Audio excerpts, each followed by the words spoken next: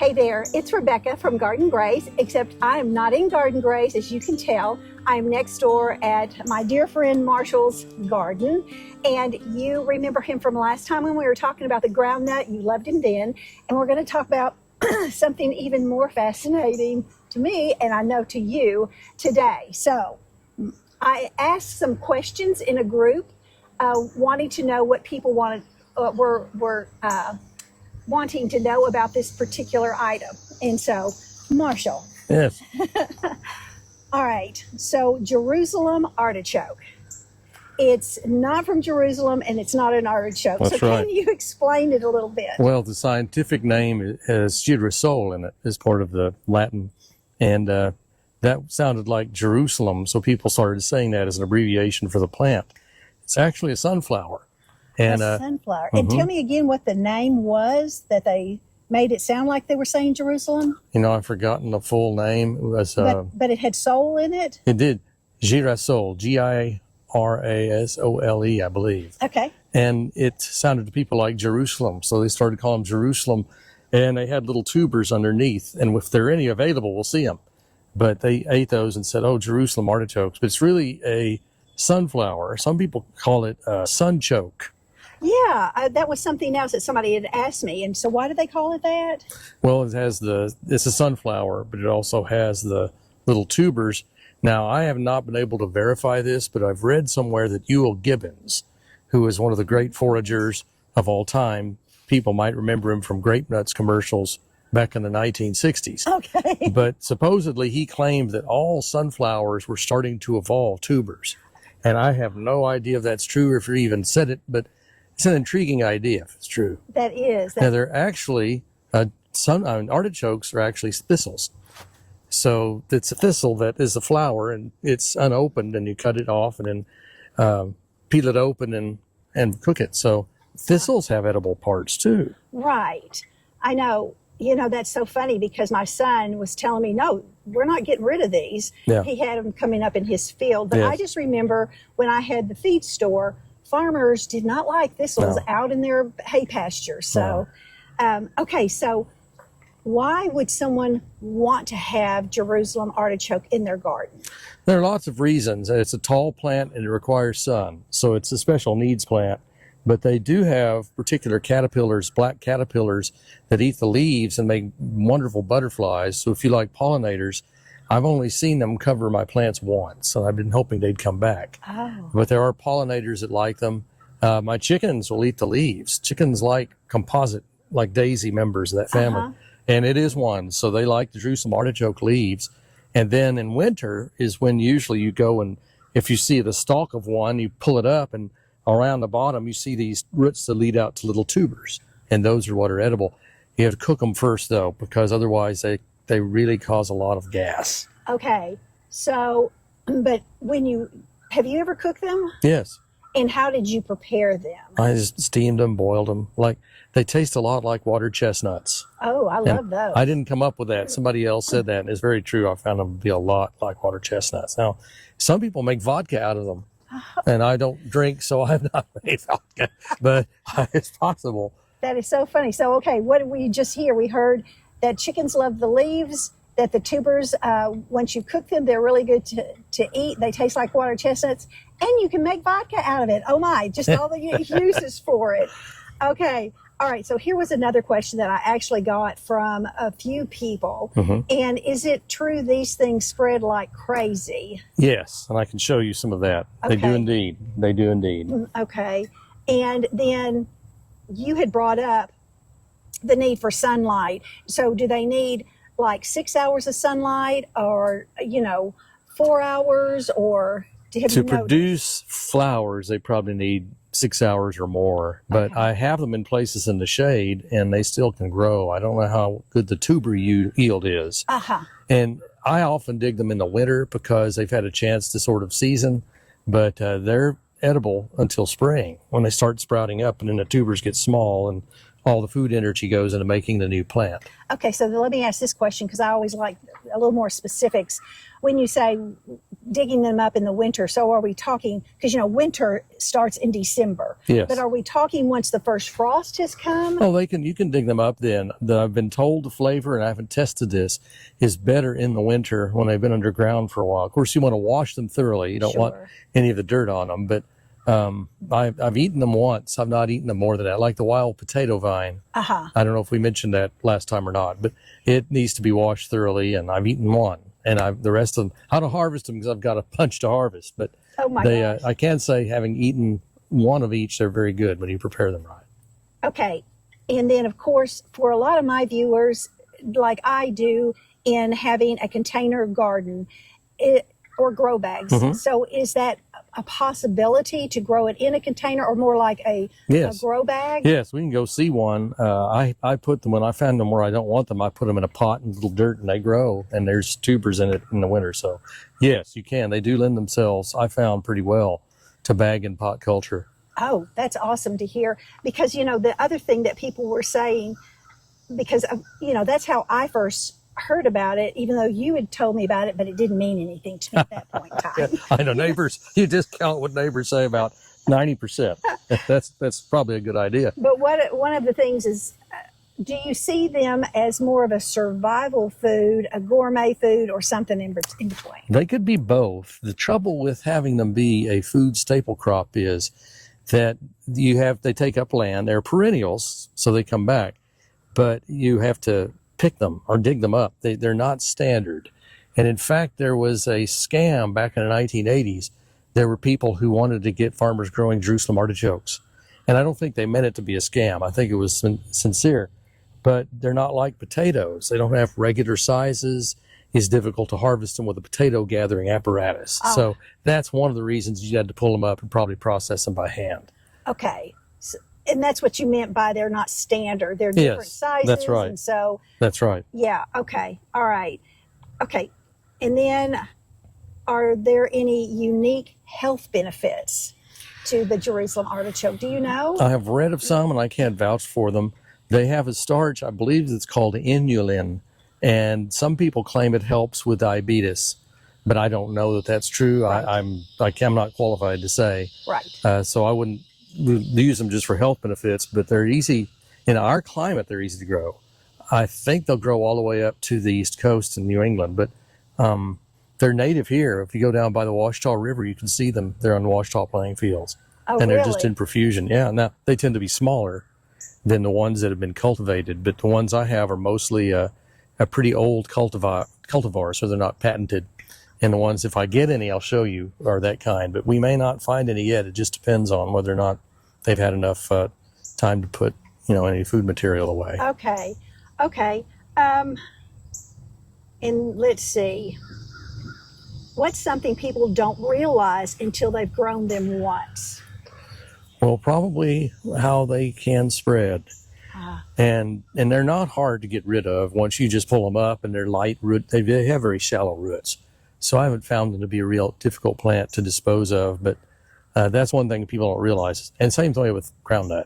Right. Groundnut is here. Right. So. I know I was sharing with Marshall that it's funny. I now in my shade garden, now that I know what I'm looking for, I see it everywhere. And so I'm going to research a little bit more on groundnut, but with Marshall afterwards. So, okay. And then what I honestly love is that you say that it is possible to have them in a container, because if they are known to spread a lot, sometimes people don't have areas that they can devote to that. Yet if I'll they show you could some. Actually You're right. grow some, I think, I just think that's a good idea. wonderful. And I know you'll probably want some, and I'll get you set up with some the following year. Definitely. But I'll show you a container with them in it. Okay, that'd be cool. And then the last thing is, would you recommend these to a beginner, or are they more of a next level plant? Oh, I think they're fine for a beginner. Now, they do get very tall. I'll show you some that they get 10, 12 feet tall. Most are not that tall, but they can shade out other plants. And that is a potential drawback of them. Right. Okay. All right. So let's now go actually look at the Jerusalem artichokes And so you get a better idea of what all the things are that Marshall has already been sharing with you. All right, so Marshall just told me that he is 5'8", and you can see how tall these Jerusalem artichokes are. They are so tall. Oh my gosh. And they've got yellow flowers. Now, what does the yellow flowering signify? Oh, I don't know. It's a sunflower. There's some closer if you need them. Yeah. But notice they're kind of a brown inside. They're not black. Yeah. And they're not as large as the sunflowers that are grown for their seeds. These Right. have tiny seeds. Okay. Well, let's see. You want to come over here and we can Yes. both look at, let's see. Let me move this. Right. Are we looking at these here? Oh, yeah. That'd be Are fine. these the ones we want to look at? Yeah. Here you can see a close up. And what the You know, it's so pod looks like. pretty, right? Yes. They are so pretty. And these might be, I'm wondering if these are some of the, I think those may be, I'm not sure what those are. They may be aphids or they might be some of the hatchlings of some caterpillars. I don't know. I can't really see them well enough to say. Yeah. But I've had them at times, not very often, but they're just covered with little black fuzzy caterpillars that turn into really beautiful butterflies. Oh, I I love that. identified them and I can't remember what they were. So there's this bed, really. You can see Yep. a lot of them, and they just come back, right? Yes, yes. And more over here, down any place you let them grow, they will grow. And so I have them in here, and they aren't quite as tall, but they still have flowers. And some of these that are shorter also have flowers. Let's see. Oh, something you might want to see. Were you going to see a groundnut in bloom? Oh, yeah, we'll definitely see that as well. I have one, and I cleared out around it. This is our dog's yard, so it gets kind of. That is a groundnut flower. Okay. And it's got a little groundnut pod, seed pod there. Wow. It's like a pea, and they're very closely related to the pea, both the flower and the pod. And at this stage, they're edible. If you get them much bigger, they're full of like plastic cellulose. Right. But So you eat this part. You can eat any part of it. But see this, they're kind of curled up. That's a little groundnut pea pod. They get bigger. Once they get about an inch and a half long, about a little bigger than that, they get kind of tough. Okay. But you can eat them like that. Cool. And just eat them raw if you want. It's up to you, but you probably don't want to. I will save that. Tastes just like a pea pod. So again, back to the groundnut. The groundnut isn't in the ground. It's the things above, right? Yeah, the nut is underground and it's edible. Here they grow around so much that there's a vine from someplace else. So those are under there somewhere. And it's not uncommon to have groundnut and Jerusalem artichokes together. Okay, that's cool. So you actually then have said something on the groundnut. Not only is there a nut underground that is edible, but the flowers and the little pods Yes, are edible that's as long right. as you get them when they are young Right. or fresh or something. And it's best to cook the pods, although I just ate one raw, so I don't think I'll have any problems. But definitely cook the tubers. Definitely cook the tubers before you eat them. They have a white latex. And when it's cut, you know, it looks like Elmer's glue coming out. It's not, but it's best to cook them in that way. That doesn't affect their taste or anything else. They taste a lot like a turnip. Okay, all right. I think I mentioned that last time. Yeah, I love that. All right, so Marshall, you have had these growing in this container Since winter. since last winter. Okay, cool. And so now we're going to look and see what it looks like under the soil, right? Yes. Okay, So we can put this in here. let me. Here we go. Now they're starting to form. They're not really big yet. This is a very small one. They get about this long Okay. and about so wide. These really haven't developed that much yet. They'll grow next year if I leave them in the dirt, but they get really pretty big. And so you're going to replant them back and let Yes. them continue going. Yes. I could put them in a pot and take it down to your place. I'm not sure how well they do, though. They could be delayed coming up next year. But there's a bunch of little ones in here. Oh, there's a groundnut. Oh, isn't that funny? So there's the groundnut, y'all. Yeah, they'll often grow together. And they get bigger than this. But yeah, here's when you see these strings coming out from the plant, you follow them, and that's where you'll see these get much bigger than that. There may be some out in the yard that are bigger. I can try and see. But usually you harvest them in the winter to make sure they've had all the growing time they can. And we can just wait on that too. But I love this. This is a very small one, but they look like that, only bigger. Wow. They get about, this long, this wide. Oh, gosh. And you get clusters of them. Wow. That is just amazing to me. I think, it's funny.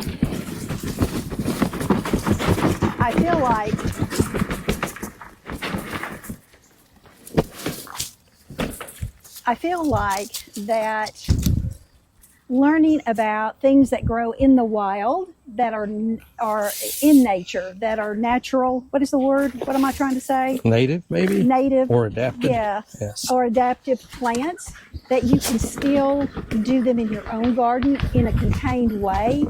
And how cool would it be to just have that extra nourishment from your garden that most people won't even have. And so that's what I love about doing that. Yes. And I was just going to look real quick and see if there's anything else.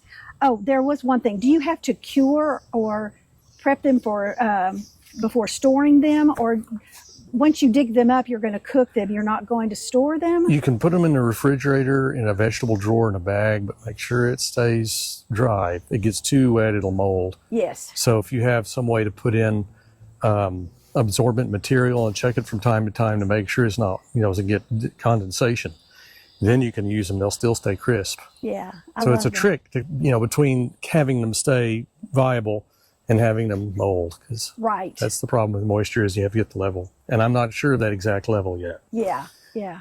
Well, I love this. And I hope that you've learned something new today that maybe you didn't know about Jerusalem artichoke. It's not from Jerusalem, and it's not an artichoke. And I just want to thank Marshall again for his plethora of knowledge on native plants, adaptive plants. Even though he's not a botanist, he still has done enough research, enough real life experience in growing and cultivating that he can share exactly that with you. So I just want to thank you again, Marshall, for spending time with us here and sharing just a little bit of your knowledge.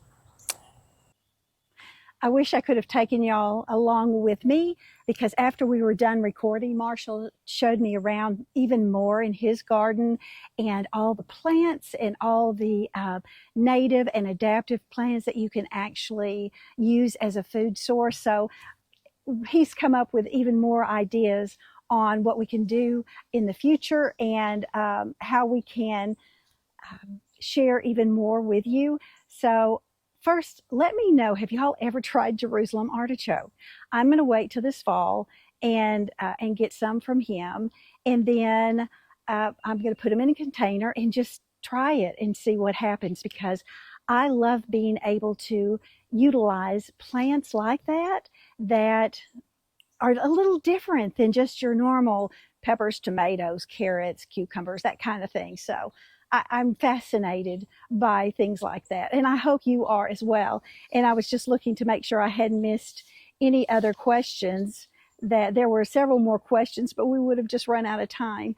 And so it's just, I want to just thank Marshall for sharing his wisdom, because this is through years of doing, of learning, of growing his own plants. And so if you've enjoyed this, like this video so that YouTube will show it to other people that might be interested in Jerusalem artichokes and growing their own. And please, if you're not subscribed, I would love for you to do that, because I would love for you to be part of the Garden Grace family.